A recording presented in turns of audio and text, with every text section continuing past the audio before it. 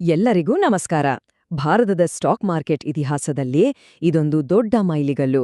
ನಮ್ಮೆಲ್ಲರಿಗೂ ಗೊತ್ತಿರೋ ಹಾಗೆ ನಿಫ್ಟಿ 50 ಇಂಡೆಕ್ಸ್ ಈಗ ಬರೋಬ್ಬರಿ 30 ವರ್ಷಗಳನ್ನ ಪೂರೈಸಿದೆ. ಬನ್ನಿ, ಈ 30 ವರ್ಷಗಳ ಅದ್ಭುತ ಜರ್ನಿ ಹೇಗಿತ್ತು ಅಂತ ನೋಡೋಣ. ಹೌದು, ಕೇಳಿದ್ದು ಸರಿ, 30 ವರ್ಷಗಳು. ಇದು ಸುಮ್ನೆ ಒಂದು ನಂಬರ್ ಅಷ್ಟೇ ಅಲ್ಲ, ಇದು ನಮ್ಮ ದೇಶದ ಆರ್ಥಿಕ ಬೆಳವಣಿಗೆಯ ಕಥೆ. ಕೋಟ್ಯಾಂತರ ಹೂಡಿಕೆದಾರರು ಇಟ್ಟಿರೋ ನಂಬಿಕೆಯ ಸಂಕೇತ.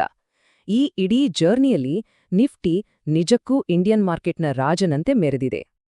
ಹಾಗಾದ್ರೆ ಈ 30 ವರ್ಷಗಳ ನಿಫ್ಟಿ 50ಯ ಕಥೆ ಏನು ಅಂತ ತಿಳ್ಕೊಳ್ಬೇಕಾ?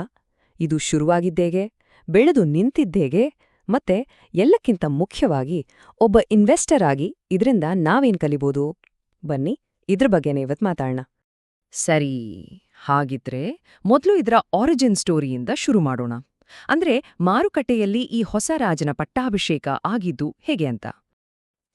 ನಿಫ್ಟಿ 50 ಶುರುವಾಗಿದ್ದೇಗೆ, ಮತ್ತೆ ಯಾಕೆ ಇದರ ಅವಶ್ಯಕತೆ ಇತ್ತು ಆ ಸಮಯದಲ್ಲಿ? ಅಂದ್ರೆ ನೋಡಿ, ಸುಮಾರು 30 ವರ್ಷಗಳ ಹಿಂದೆ ಇಂಡಿಯನ್ ಸ್ಟಾಕ್ ಮಾರ್ಕೆಟ್ನ ಪರ್ಫಾರ್ಮೆನ್ಸ್ ಅಳಿಯೋಕೆ ಒಂದು ಸರಿಯಾದ, ನಿಖರವಾದ ಬೆಂಚ್ ಮಾರ್ಕ್ ಬೇಕಿತ್ತು. ಆಗ ಹುಟ್ಟಿದ್ದೇ ಈ ನಿಫ್ಟಿ 50. ಬೇರೆ ಬೇರೆ ಸೆಕ್ಟರ್ಸ್ಗಳಿಂದ ದೇಶದ ಟಾಪ್ 50 ಕಂಪ್ನಿಗಳನ್ನ ಒಟ್ಟಿಗೆ ಸೇರಿಸಿ ಈ ಇಂಡೆಕ್ಸ್ನ ಶುರು ಮಾಡಿದ್ರು.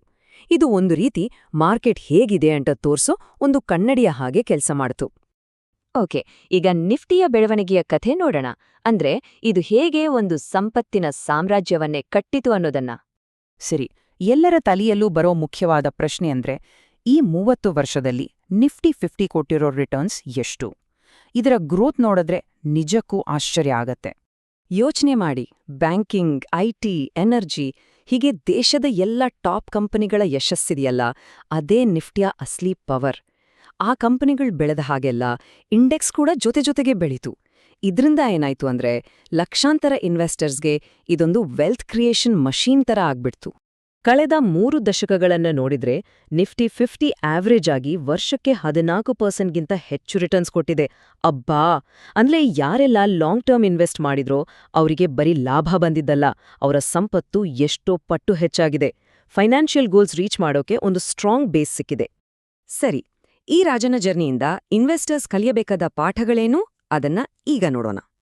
ಹಾಗಾದ್ರೆ ಈ 30 ವರ್ಷಗಳ ಜರ್ನಿ ನಮಗೆ, ಅಂದ್ರೆ ಇನ್ವೆಸ್ಟರ್ಸ್ಗೆ, ಏನ್ ಪಾಠ ಹೇಳ್ಕೊಟ್ಟಿದೆ? ಮಾರ್ಕೆಟಲ್ಲಿ ಎಷ್ಟೆಲ್ಲ ಅಪ್ಸ್ ಅಂಡ್ ಡೌನ್ಸ್ ನೋಡಿದೀವಿ, ಆದ್ರೂ ನಿಫ್ಟಿಯ ಕಥೆಯಲ್ಲಿ ಕೆಲವು ಪರ್ಮನೆಂಟ್ ಲೆಸನ್ಸ್ ಇದೆ. ನೋಡಿ, ಇದರಲ್ಲಿ 3 ಮುಖ್ಯ ಪಾಠಗಳನ್ನು ಗುರುತಿಸಬಹುದು. ಮೊದಲನೇದು power of long term investing. .com bubble ಇರ್ಬೋದು, 2008ರ ಫಿನಾನ್ಷಿಯಲ್ ಕ್ರೈಸಿಸ್ ಇರ್ಬೋದು, ಅಥವಾ ಇತ್ತೀಚಿನ ಕೋವಿಡ್ ಕ್ರ್ಯಾಶ್.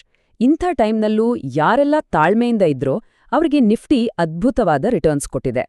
ಎರಡನೇದು ಡಿಸಿಪ್ಲಿನ್, ಅಂದ್ರೆ ಶಿಸ್ತು. ಮಾರ್ಕೆಟ್ ಬಿದ್ದಾಗ ಹೆದರಬಾರ್ದು, ಏರಿದಾಗ ಅತ್ಯಾಸೆ ಪಡಬಾರ್ದು. ಇದು ತುಂಬಾ ಮುಖ್ಯ. ಇನ್ನು 3ನೇ ಪಾಠ, ನಮ್ಮ ದೇಶದ ಎಕಾನಮಿ ಮೇಲೆ ಇಡೋ ನಂಬಿಕೆ. ದೇಶ ಬೆಳೆದ್ರೇನೆ ಮಾರ್ಕೆಟ್ ಬೆಳೆಯೋದು ಅಂತ ನಿಫ್ಟಿ ಕ್ಲಿಯರ್ ಆಗಿ ತೋರ್ಸ್ಕೊಟ್ಟಿದೆ. ಸರಿ, ಇಷ್ಟೆಲ್ಲ ಆಯ್ತು. ಈಗ ಮುಂದೇನೋ? ಈ ಸಾಮ್ರಾಜ್ಯದ ಭವಿಷ್ಯ ಹೇಗಿರಬಹುದು?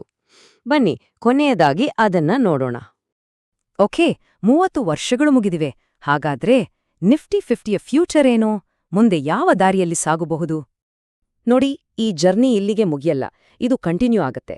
ನಮ್ಮ ದೇಶದ ಎಕನಾಮಿ ಬೆಳೆದ ಹಾಗೆಲ್ಲ ನಿಫ್ಟಿ 50 ಕೂಡ ಅದರ ಜೊತೆಗೇನೆ ತನ್ನ ಓಟವನ್ನ ಮುಂದುವರೆಸುತ್ತೆ.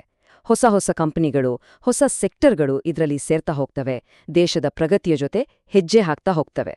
ಹಾಗಾದ್ರೆ 30 ವರ್ಷಗಳ ಈ ರಾಜನಂತಹ ಆಳ್ವಿಕೆಯ ನಂತರ ಮಾರುಕಟ್ಟೆಯ ಈ ಕಿಂಗ್ನ ಮುಂದಿನ 30 ವರ್ಷಗಳು ಹೇಗಿರಬಹುದು? ಇದು ನಿಜಕ್ಕೂ ಯೋಚನೆ ಮಾಡಬೇಕಾದ ವಿಷಯ.